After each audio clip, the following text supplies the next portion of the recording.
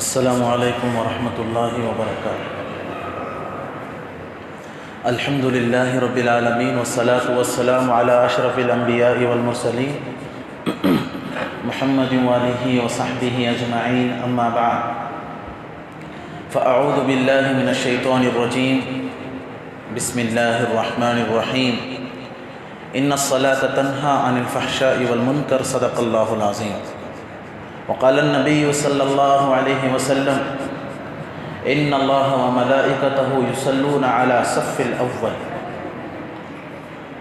او کما قال علیہ الصلاۃ والسلام۔ میرے محترم بزرگوں اور عزیز ساتھیوں، اللہ تبارک و تعالیٰ کا بے انتہا فضل و کرم ہے کہ اللہ تعالیٰ نے ہم تمام کو جمعہ کی مجلس میں بیٹھنے کی اور دین کی اہم فکروں کو لانے کی توفیق عطا فرمائی۔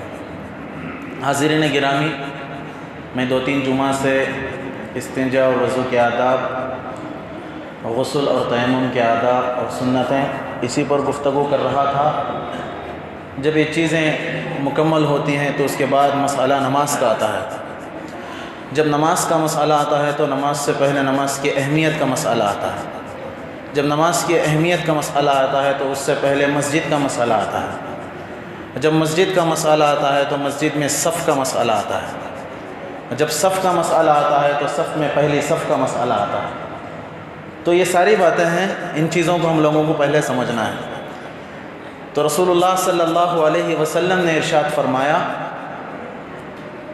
ان اللہ وملائکتہ یصلون علی صف الاول، اللہ تعالیٰ اور اس کے فرشتے پہلی صف میں نماز پڑھنے والوں کے لیے رحمت کی دعا کرتے ہیں۔ ایک اور حدیث میں فرمایا کہ جو پہلی صف کی پابندی کرتے ہیں، اگر ان کو اس کا ثواب معلوم ہو جائے تو لوگ قرآن ڈالنے کے لیے بھی تیار ہو جائیں کہ بھائی اس مسجد میں شاید ہو سکتا ہے 900 مصلی ہوں یا 800 مصلی ہوں، تو 800 کے 800 چیٹیوں میں سب کے نام لکھیں، سب کے نام لکھ کر ایک ڈبے میں ڈالیں اور ہلائیں۔ 2-3 جتنے صف میں 30 لوگ ہوتے ہیں تو 30 چیٹیاں اٹھا لیں۔ اٹھانے کے بعد کھول کر دیکھا جائے کس کا نام ہے، جس کا بھی نام ہے وہ پہلی صف کی پابندی کریں۔ اگر اس کا نظام بنا دیا جائے تو لوگ اس کے لیے بھی محنت کرنے لگیں گے، کیونکہ اتنا بڑا ثواب ہے پہلی صف کا۔ میں نے ابھی کہا نا، حضور صلی اللہ علیہ وسلم نے فرمایا کہ فرشتے اور اللہ تعالیٰ، یہ دونوں ہستیاں پہلی صف میں پابندی کرنے والوں کے لیے رحمت کی دعا بھیجتے ہیں۔ ایک اور حدیث آپ کو سناتا ہوں، بڑی عجیب و غریب حدیث ہے۔ رسول اللہ صلی اللہ علیہ وسلم پہلی صف میں نماز پڑھنے والوں کے لیے 3 دفعہ مغفرت کی دعا کریں۔ کتنی دفعہ؟ 3 دفعہ مغفرت کی دعا کیے ہیں، اور دوسری صف میں نماز پڑھنے والے کے لیے صرف 1 دفعہ کی ہے۔ کتنی دفعہ؟ صرف 1 دفعہ۔ ہمارے 1 منٹ کی تاخیر ہمیں پہلی صف سے روک دے گی، ہمارا 1 منٹ کا وقفہ ہمیں پہلی صف سے انکار کر دے گا، روک دے گا۔ تو یہ پابندیاں پہلی صف کی۔ اور کیوں نہ ایسا نہیں ہو سکتا کہ آپ کسی تقریب میں جائیں، کسی ایم ایل اے MP کی دعوت میں جائیں، تو وہاں پہلے اسٹیج پہ جو کرسیاں بٹھائی جاتی ہیں، لگائی جاتی ہیں، کس کے لیے ہوتی ہیں بھائی؟ کیا عام انسان کے لیے ہوتی ہیں؟ عام انسان کے لیے ہوتی ہیں؟ نہیں ہوتی۔ جو خاص انسان، خاص لوگ، اس کے چہیتے، اس کے رشتہ دار، اس کے منصب میں کام کرنے والے، اس کے دفتر میں کام کرنے والے، یا اس سے بڑے جو عہدیدار ہیں، منصب دار ہیں، ان لوگوں کے لیے وہ کرسیاں لگائی جاتی ہیں۔ حالانکہ نہ وہاں جانے میں ثواب ہے، نہ مغفرت کا وعدہ ہے، اور نہ ہی عمر بڑھتی ہے وہاں جانے سے۔ گانے بجانے اور فلموں کے ڈانس ہونے والے ایسے فنکشنوں میں ایسے لوگوں کو پہلی کرسیاں لگائیں، لیکن اللہ کے گھر میں کسی کے لیے نہ دعوت نامہ ہے، نہ انویٹیشن کارڈ ہے۔ جو پہلے وقت پہ آ گیا اس کی جگہ ہے، جو پہلے وقت میں آ گیا، جو وقت پر آ گیا، اس کا لیے اس کا مقام ہے، اور اس کے لیے کوئی لڑ نہیں سکتا۔ جو بیٹھ گیا اس کی جگہ ہے، اور جو بیٹھ گیا اس کو اٹھانے کی کسی کو ضرورت بھی نہیں، اور اس کا حق بھی نہیں بنتا۔ یہی اللہ نے سکھایا، نہ اونچا ہے نہ نیچا ہے، نہ بڑا ہے نہ چھوٹا ہے، سب ایک صف کے اندر کھڑے ہو جائیں گے، اللہ کے سب سے قریب ہو جائیں گے۔ تو فرمایا کہ فرشتے اور اللہ تعالیٰ رحمت کی دعا بھیجتے ہیں، رحمت بھیجتے ہیں، فرشتے اللہ سے رحمت کی دعا کرتے رہتے ہیں جو پہلی صف کی پابندی کرتے ہیں۔ تو میرے بھائیوں، رسول اللہ صلی اللہ علیہ وسلم نے یہ بھی فرمایا، صفوں میں سب سے بہترین صف مردوں میں پہلی صف ہے۔ مردوں میں کون سی صف ہے؟ پہلی صف بہترین صف ہے، اور عورتوں کی صفوں میں سب سے بہترین صف آخری صف ہے۔ تو اس اعتبار سے، اس ثواب کے اعتبار سے فرمایا، اگر کوئی مرد احباب آخر میں صف بنانا چاہتے ہیں تو وہ ثواب میں سب سے اخیر میں ہے، ثواب میں سب سے اخیر میں ہے، جان بوجھ کر آخری میں بیٹھنے والے، بیٹھنے کا مطلب عبادت کے لیے نماز کا انتظار، آخر میں رہنے والے، جان بوجھ کر پیچھے ہو جانے والے، جو ایسا کرتے ہیں اللہ تعالیٰ ان کو ہمیشہ کے لیے پیچھے کر دیتے ہیں۔ جو آگے بڑھنا چاہتے ہیں اللہ ان کو آگے کر دیتے ہیں، فضائل کو معلوم کرنے کے لیے، حدیثوں کو سیکھنے کے لیے، نماز کو پڑھنے کے لیے۔ جو ہمیشہ آگے ہونا چاہتا ہے اسے آگے بڑھاتے ہیں اللہ، اور جو خود ارادے سے پیچھے ہو جائے اللہ اسے پیچھے کر دیتا ہے۔ اس لیے ہر نماز میں پہلی صف کی پابندی کرنا اس کا بڑا ثواب ہے، اس کی بڑی اہمیت ہے۔ اور حضور نے 3 دفعہ مغفرت کی دعا فرمائی ہے، اللہ اے میرے پروردگار، اے میرے مالک، جو پہلی صف کی پابندی کرتا ہے اس کی تو مغفرت فرما، اور جو دوسری صف کی پابندی کرتا ہے اس کے لیے 1 دفعہ دعا فرمائی کہ اس کی مغفرت فرما۔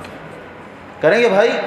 پہلی صف کی پابندی کرو، اس میں جو ملتا ہے وہ دوسری صف میں نہیں ملتا، اور دوسری صف والوں کو جو ملتا ہے وہ تیسری صف والوں کو نہیں ملتا۔ آپ اس کے پیچھے پیدر پہ لگا لیں، آپ اسی ترتیب سے جوڑ لیں ثواب، جو جتنا پیچھے ہوگا اسے اتنا کم ثواب ملے گا، جو جتنا زیادہ سامنے ہوگا اسے اتنا ہی زیادہ ثواب ملے گا۔ صفوں کی درستگی، جو حج کو جاتے ہیں، عمرے کو جاتے ہیں، شاید انہوں نے عربی یہ الفاظ سنے ہوں گے، سووا صفوفکم استووا واعتدلوا وسدوا الخلل، سنا ہوگا کہ بھائی صفوں کو درست کرو، درمیان میں جگہ نہ چھوڑو، ایڑیوں سے ایڑیوں کو لگاؤ، کندھے سے کندھے کو ملاؤ، جگہ شگاف، جگہ خلا کوئی باقی نہ رہے، مل کر کھڑے ہو جاؤ۔ اس کا ایک فائدہ میں آپ کو یہاں بتاتا ہوں، آپ نے سنا نہیں ہوگا شاید، جو مسلمان بندے صفوں میں، جس بندے کی ایڑی ایک دوسرے سے سامنے ہو جائے یا پیچھے ہو جائے، مسلمانوں میں صفوں کے اندر جس کا کندھا آگے پیچھے ہو جائے تو فرمایا یہ فتنے و مصیبتیں آنے کا اندیشہ ہے۔ اگر کندھے سے کندھا برابر لگا رہے گا تو لوگ محبت کے ساتھ محلوں میں رہیں گے، الفت کے ساتھ محلے میں رہیں گے، چاہت کے ساتھ زندگی گزاریں گے۔ جس کی نماز میں صف ٹیڑھی ہو گئی اس کی زندگی کے حالات ٹیڑھے ہو جائیں گے، یہ علامت ہے۔ اسی لیے ہر نماز میں کوشش کرنا کہ ہماری صف صحیح ہو۔ ایڑیاں دیکھنا، ایڑیاں برابر ہیں کیا، ہمارے بھائی کی ایڑی سے میری ایڑی لگ رہی ہے یا نہیں، اتنی جگہ خالی نہ ہو کہ چھوٹی بلی کا بچہ یا بکری کا چھوٹا بچہ گزر جائے، اتنی جگہ خالی نہیں چھوڑنا، اور ہمارے دونوں پیروں کے درمیان بھی اتنی جگہ خالی نہیں چھوڑنا کہ کوئی بکری کا بچہ ہے، بلی کا بچہ ہے، بلی گزر جائے۔ اس لیے فرمایا کہ یا تو ایک بالشت رہے یا تو 4 انگلیوں کے برابر رہے۔ 2 پیر کے درمیان کتنا رہنا؟ 4 انگلیوں کے برابر فاصلہ رہنا، اس سے زیادہ نہیں رکھ سکتے۔ یا دشواری ہے تو 1 بالشت، یا اس سے بھی زیادہ کسی کو بیماری کا تقاضا ہے تو اس کے لیے سہولت ہے، جو کھڑ سکتا ہے اس کو کھڑنا چاہیے، جو طاقت کے ساتھ کھڑ سکتا ہے وہ 4 انگشت کے برابر جگہ، 4 انگلیوں کے برابر جگہ چھوڑ کر کھڑے۔ جو بیمار ہے اس کے لیے شریعت نے ڈھیل دی ہے، کسی کو پیر جما کر کھڑنے نہیں ہوتا، تکلیف ہے تو بھائی جس طرح چاہے ممکن ہو کھڑے، لیکن سب کو ٹیڑھی نہ کرے۔ خود اگر ڈھنگ سے کھڑنے نہیں آتا، بیماری کا تقاضا ہے، پیر کا درد ہے، کچھ لوگوں کو تقاضا ہوتا ہے، پیر موٹے ہوتے ہیں تقاضا ہوتا ہے، لیکن سب کو تو ٹیڑھی نہ کرے، کھندا تو صحیح ہو اس کا، ایڑیاں دوسرے بھائی کے ایڑیوں سے صحیح طریقے سے مل کر رہیں۔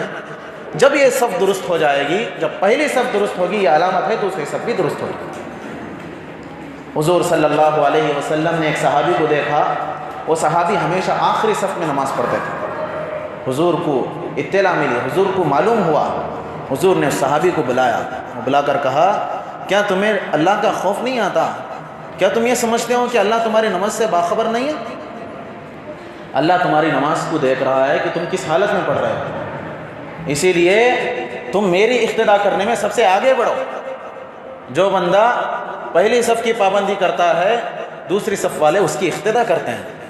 جو دوسری صف کی پابندی کرتا ہے، یعنی مطلب یہ نہیں کہ دوسری صف کی پابندی کرو، پابندی تو پہلی صف کی کرنی ہے۔ جس کو موقع نہیں ملا دوسری صف میں کھڑا ہوگا، جو دوسری صف میں رہتا ہے تیسری صف والے اس کی اقتدا کرتے ہیں۔ حضور صلی اللہ علیہ وسلم نے فرمایا کہ پہلی صف میں آؤ، پہلی صف میں آ کر امام کے قریب ہو کر کھڑے ہو جاؤ۔ یہ ایسا کھڑا ہو جانے تمہارا عمل اللہ کے زیادہ قریب کر دے گا، اللہ کا مقرب بنا دے گا۔ تو میں نے جو رحمت والی بات کہی تھی، اللہ تعالیٰ اور فرشتے اس بندے کے لیے رحمت کی دعا کرتے ہیں، یعنی اللہ دعا نہیں کرتا بلکہ اللہ رحمت بھیجتا ہے۔ فرشتے تو دعا کرتے ہیں رحمت کی، اس لیے کرتے ہیں کہ بندہ کتنا بھی پابند ہو جائے، کتنا بھی یہ ہو جائے، اللہ اپنی رحمت سے ہی اسے نوازتا ہے۔ آپ کو بنی اسرائیل کے ایک شخص کا، ایک عابد کا واقعہ سناتا ہوں۔ ایک بنی اسرائیل میں بہت بڑے عابد تھے، ماشاءاللہ، نماز کی پابندی، یعنی اس زمانے میں ان کی امت میں جو نمازیں تھیں وہ نماز کی پابندی، اور اپنے ہی خیال میں اللہ کا خیال کرنا، زہد و تقویٰ کی زندگی گزارنا، ایک متقی پرہیزگار آدمی تھے۔ 500 سال کی انہوں نے عبادت کی اللہ کی راہ میں۔ اچانک ان کا انتقال ہوا۔ جب فیصلے کا وقت آیا تو اعلان ہوا کہ یہ آدمی جنتی ہے، اسے جنت میں بھیجیں۔ جب اللہ تعالیٰ کا اعلان ہوا تو اس بندے کے دل میں خیال آیا اور اللہ سے پوچھا۔ اللہ نے کہا کہ میری رحمت سے اس بندے کو جنت میں داخل کر۔ تو اس بندے نے کہا کہ اللہ، تو پھر وہ میری 500 سال کی عبادت کا کیا ہے؟ خیال ہے نا دل میں یہ خیال آیا کہ انہوں نے 500 سال کی عبادت کی تھی۔ اللہ نے کہا کہ اس بندے کو میری رحمت سے جنت میں داخل کر دو۔ یہ بندے نے سوال کیا، یا اللہ، تیری رحمت سے اگر جنت میں داخل ہونا ہے تو میرے 500 سال کی عبادت کا کیا ہو؟ تو اللہ نے کہا، 2 فرشتوں کو ذمہ داری دی، کہا اسے جہنم کی سیر کرواؤ، اور بندے سے کہا یہ سوال تو مجھے جہنم کی سیر کرنے کے بعد آ کر سوال کرنا۔ 2 فرشتے اسے لے کے گئے جہنم کے راستے میں، ڈالنے نہیں، سیر کروانے کے لیے۔ میں اس سیر کی حال بتاؤں گا، جہنم کا حال تو اور بھی بگڑا ہوا ہے۔ ابھی 500 کلومیٹر دور پر جہنم ہے، ابھی 2 فرشتے اور یہ بندہ اسی جگہ پہ کھڑا ہے، جا رہا ہے، شدت سے پیاس لگی، اب پانی کی تلاش، اب ادھر دیکھا پانی نہیں، اب پیچھے دیکھا پانی نہیں، آگے پانی نہیں، بائیں طرف پانی نہیں، شدت سے پیاس لگی۔ جب پانی نظر نہیں آیا، کچھ اور آگے بڑھے تو دیکھا کہ ایک فرشتہ کٹورے میں پانی لیے کھڑا ہے۔ بھائی مجھے پانی دے دو، بڑی شدت سے پیاس لگی ہے، پانی پلا دو یار۔ تو فرشتے نے کہا بھائی قیمت لگے گی، قیمت ہے، ہم دنیا میں زندگی گزار رہے ہیں، بغیر قیمت کے پانی پی رہے ہیں، فضول کر رہے ہیں، نل کھول کے جا رہے ہیں، پانی میونسپل کا ہے، ہم کو کیا ہے، میونسپل آفس کا پانی جا رہا ہے، ہمارا نہیں جا رہا۔ اگر ہمارے خیال کے سامنے جا رہا ہے تو ہمارا پانی ہے، میونسپل کا پانی نہیں، اس کی ذمہ داری بند کرنے کی ہماری ہے۔ فرشتے نے کہا قیمت لگے گی اس کی۔ بھائی کیا قیمت ہے؟ کہا 500 سال کی عبادت آپ کو میرے لیے دینا ہے، آپ کو 1 کٹورا پانی دوں گا۔ اب میرے پاس 500 سال کی عبادت ہے، آپ لے لیجیے، پانی دے دیجیے۔ پانی لیا، پیا، پیاس مٹی، پھر کچھ اور آگے بڑھے، اور شدت سے پیاس لگی، ادھر ادھر دیکھا، کوئی نظر نہیں آیا، ایک فرشتہ نظر آیا، کٹورے میں پانی لیا، بھائی شدت سے پیاس لگے، پانی دے دو۔ اس نے کہا کہ بھائی قیمت لگے گی۔ کیا قیمت ہے؟ 500 سال کی عبادت دینی پڑے گی۔ اس نے جب دیکھا کہ اپنے نامہ اعمال میں کچھ باقی نہیں رہا، 1 کٹورے پانی کے لیے 500 سال کی عبادت بیچ دی۔ فرشتے جب اس کے پاس کچھ نہ رہا تو اس بندے کو لے کر اللہ کے دربار میں آئے۔ تو اللہ نے پوچھا، میرے بندے اب بتا، اب تو جنت میں 500 سال کی عبادت کے بدلے میں جائے گا یا میری رحمت کے عوض میں جائے گا؟ اب بتا، میری رحمت کے ذریعے سے جائے گا، میرے فضل سے جائے گا، یا اپنی عبادت اور اپنے عمل کی بنیاد پر جائے گا؟ تو اس نے کہا میرے پروردگار، مجھ سے غلطی ہو گئی، بڑی بھول ہو گئی۔ لوگ کہتے ہیں نا، بھائی میں نے بنوایا ہے کمپاؤنڈ، میں نے دلائی اینٹیں، میں نے دلوایا سیمنٹ، میں نے لوہا دلایا ہے، میں نے شادی کروائی ہے. یہ میں کا جو لفظ ہے نا اس کو بھول جاؤ بھائی. یہ میں کچھ بھی نہیں ہوں. جو بھی کرتا کون کرتا ہے بھائی؟ اللہ کرتا ہے. اسی میں نے، اسی انا نے فرعون کو دریائے نیل میں غرق کیا. اسی میں نے نمرود کو فنا کیا. اسی میں نے قارون کو زمین میں دھسا دیا. ہے نا؟ دھسایا نہیں؟ سنا نہیں آپ نے کتنا بڑا عذاب دیا؟ یہ صرف میں کی وجہ سے. اور ہمارا نوازا کس نے تھا بھائی؟ مال کس نے نوازا تھا؟ دنیا کس نے دی تھی؟ اللہ نے دی تھی نا. ہم زکوٰۃ دینے کے قابل ہوئے تو کس کی وجہ سے ہوئے؟ اللہ نے دیا. ہاں ہمارے بکرے بڑھ گئے، ہمارا سونا چاندی زیادہ ہو گیا، ہمارے گھر بڑھ گئے، ہمارے دکان مکان بڑھ گئے، ہاں ہمارا ویاپار زیادہ ہو گیا. کس نے دیا بھائی؟ اللہ نے دیا. جب اللہ نے دیا تو اس کے بعد ہمارا خیال کیوں ہو رہا ہے کہ میں نے کیا؟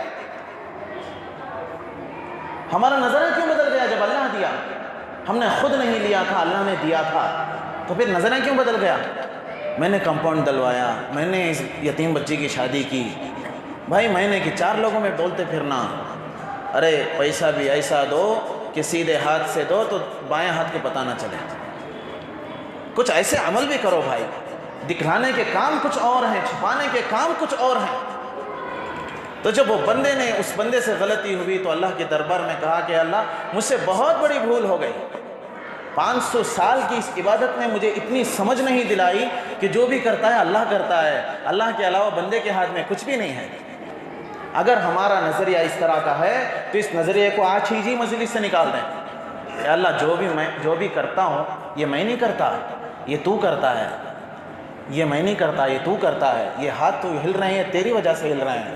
یہ زبان جو کھل رہی ہے تیری وجہ سے کھل رہی ہے. یہ سوچ جو بڑھ رہی ہے تیری وجہ سے ہے. یہ قدم اٹھنے کی آہٹ تیری وجہ سے ہے. سانس لینے کی یہ حرکت تیری وجہ سے ہے. کھانا کھانا اور اندر جانا، لقمے کا ہاضمہ ہونا اور تقاضۂ بشری کے ذریعے سے باہر نکل جانا، یہ تیری وجہ سے، ہماری وجہ سے نہیں ہے. ایک چھوٹا عمل اور بڑا عمل، ہر چیز اللہ کی وجہ سے ہی. موسیٰ علیہ السلام نے بڑی مشہور 2 دعائیں کی اللہ تعالیٰ سے. رب انی انظر الیک، یا اللہ میں تجھے دیکھنا چاہتا ہوں. اللہ تعالیٰ نے کوہ طور پر بلوا لیا، اللہ نے اپنا دیدار کروایا. بھلا جس بندے نے، جس نبی نے اللہ کے دیدار کا سوال کر دیا، اس سے بھی بڑی کوئی دعا ہوگی؟ اتنی بڑی دعا کی. اور چھوٹی دعا بھی حضرت موسیٰ علیہ السلام نے اللہ سے مانگی. رب انی لما انزلت الی من خیر فقیر، یا اللہ آسمانوں سے جو بھی کھانے پینے اترتے ہیں یا اللہ یہ تیری وجہ سے ہیں، اس میں جو خیر ہے وہ مجھے تو نازل فرما. کھانا بھی اللہ سے مانگا، دیدار بھی اللہ ہی سے مانگا. بڑی بڑی چیزیں ان دعائیں میں نہیں مانگی جاتی بھائی. اپنی چھوٹی ضرورتوں بھی اللہ سے مانگو. یہ کیا بھائی 150 کا کام ہے میں کر لوں گا. 1000 کا کام اللہ سے اور 150 کا کام خود سے. 8 آنے کا کام خود سے، 10 روپے کا کام اللہ سے. بڑے بڑے کام، شادی کا کام، نسبت کا کام، رشتے کا کام، گھر بنانے کا کام، دکان ڈالنے کا کام، دعائیں کروانا اللہ سے. اور خود سودا لانے کے لیے، خود تیل خریدنے کے لیے، خود کی گاڑی لانے کے لیے، کسی کو دینے کے لیے خود سے. بڑا کام اللہ سے، چھوٹا کام خود سے نہیں. چھوٹا کام بھی اللہ ہی سے ہوتا ہے، بڑا کام بھی اللہ ہی سے ہوتا ہے. رسول اللہ صلی اللہ علیہ وسلم نے ارشاد فرمایا اذا انقطع شسعن علیہ، ارے چپل کا تسمہ ہے نا، چپل کی جو گنڈی ہوتی ہے وہ بھی ٹوٹ جائے تو اللہ سے مانگو. وہ بھی ٹوٹ جائے تو اللہ سے مانگو. اپنی توجہ اللہ کی طرف کر دو، اللہ دے دے گا. اور جس کی توجہ اللہ کی طرف ہو جائے اللہ اسے عطا نہ کرے ہو نہیں سکتا. اللہ نے بھی فرمایا ہے جب موسیٰ علیہ السلام نے پوچھا اللہ تجھے بندے کی کون سی ادا پسند ہے جو تو بندے کو نواز دیتا ہے، تو اللہ نے کہا جس طرح بچہ روتے وقت بھی ماں سے ہی پوچھتا ہے، ہنستے وقت بھی ماں سے ہی پوچھتا ہے، ہر وقت ماں سے اپنی مصیبتوں کا اظہار کرتا ہے. چھوٹا بچہ ہے، جب روتا ہے لڑتا ہے تو ماں سے لڑتا ہے، خوش ہوتا ہے تو ماں باپ کی طرف توجہ کر دیتا ہے. تو بندہ بھی ہر خوشی میں، ہر غم میں جب اللہ کی طرف توجہ کر دیتا ہے تو یہ ادا مجھے بہت پسند ہے، اس لیے میں عطا کرتا ہوں اور نوازتا ہوں.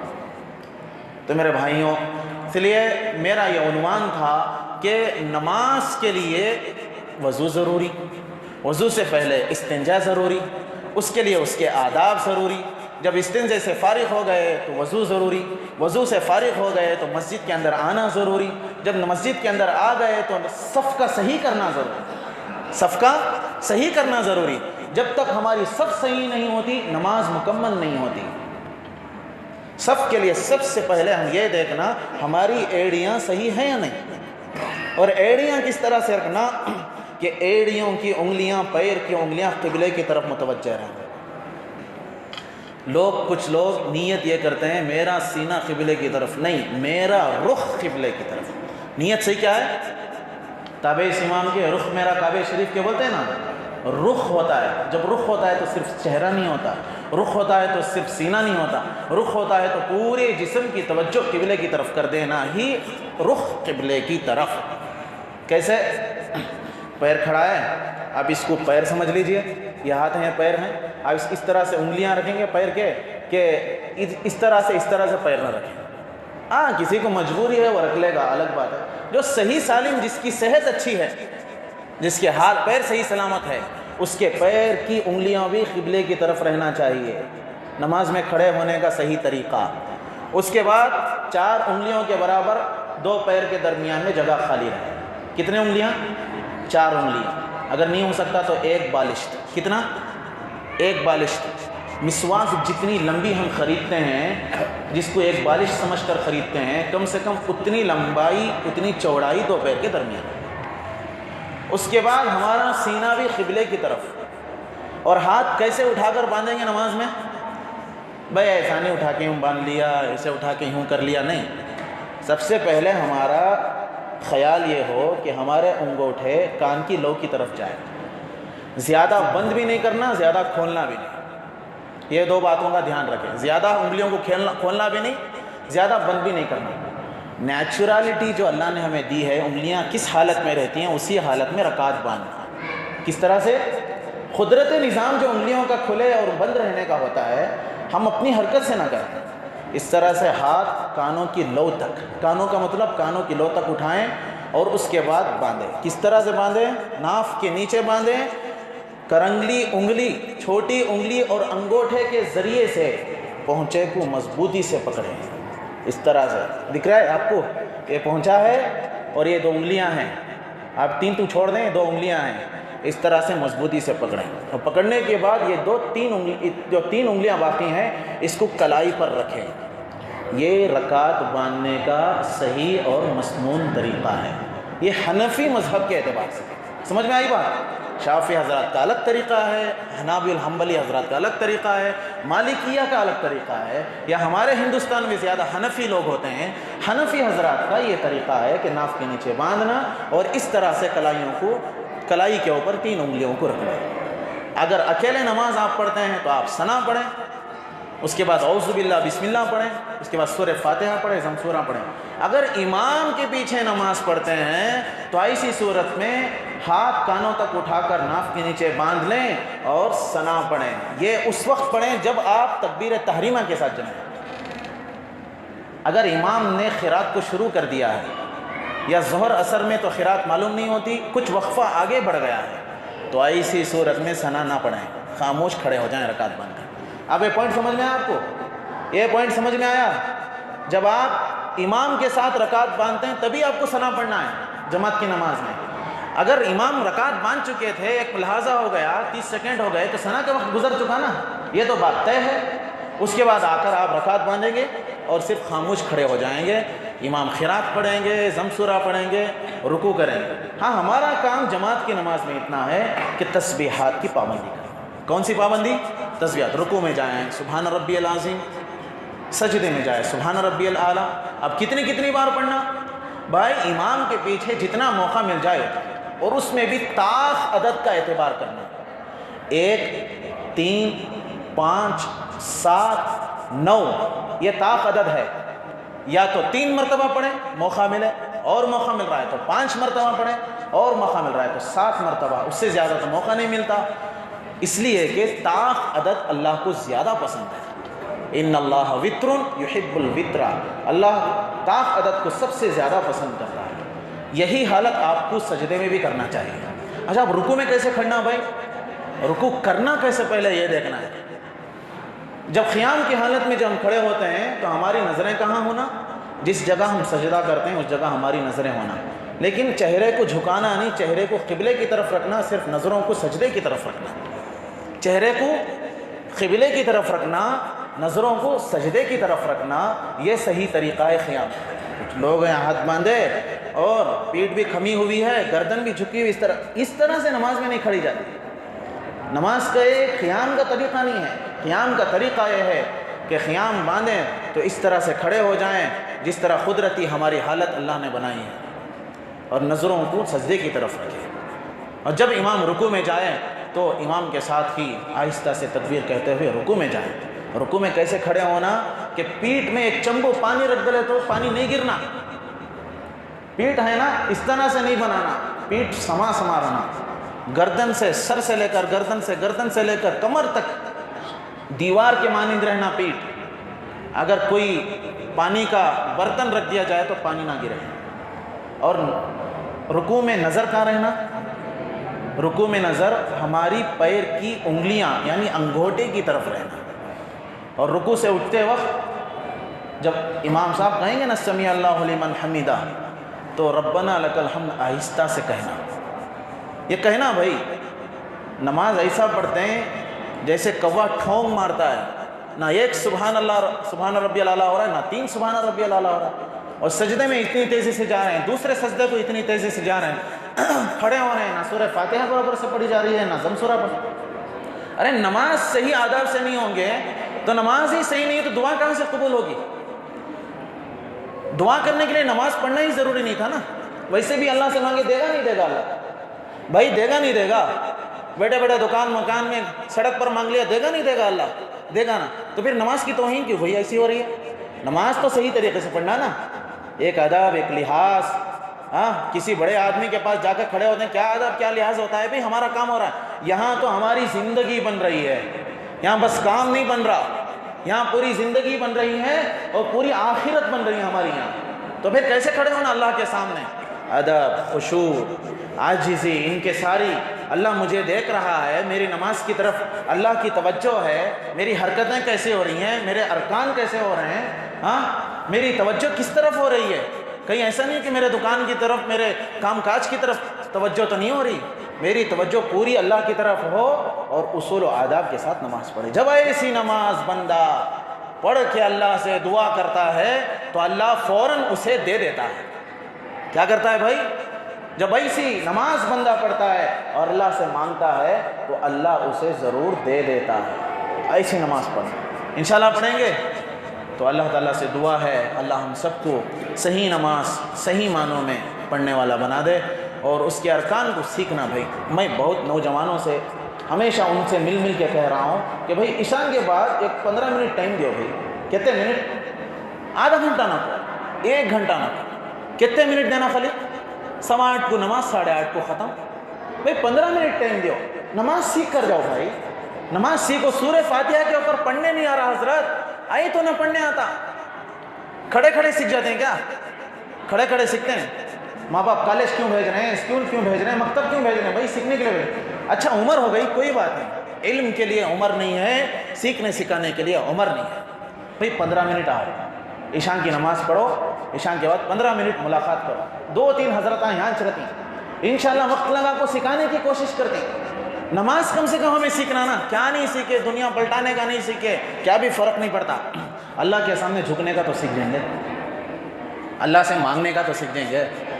خالی سورہ فاتحہ پڑھتی ہیں حضرت، ایک سورہ بھی نہیں آ رہا، ایک رکن نہیں آ رہا، ہمیں التحیات تک آتا حضرت، دعائیں معصورہ نہیں آ رہا، درود ابراہیم نہیں آ رہا۔ کب تک نہیں آ رہا؟ جب تک ہمارے داڑھی کے بال کالے ہو گئے، جب تک ہمارے داڑھی کے بال سفید ہو رہے ہیں، اب نظریں بھی کم ہو گئیں، اب چلنا نہیں آ رہا، اب ہاتھ سے کوئی چیز پکڑنے نہیں آ رہا، تب تک بھی ہمارے سورہ فاتحہ پر نماز، جب تک بھی ہماری صرف التحیات ہی ہے، درود ابراہیم نہیں، کچھ بھی نہیں، تو کیسی نماز ہو رہی ہے ہماری؟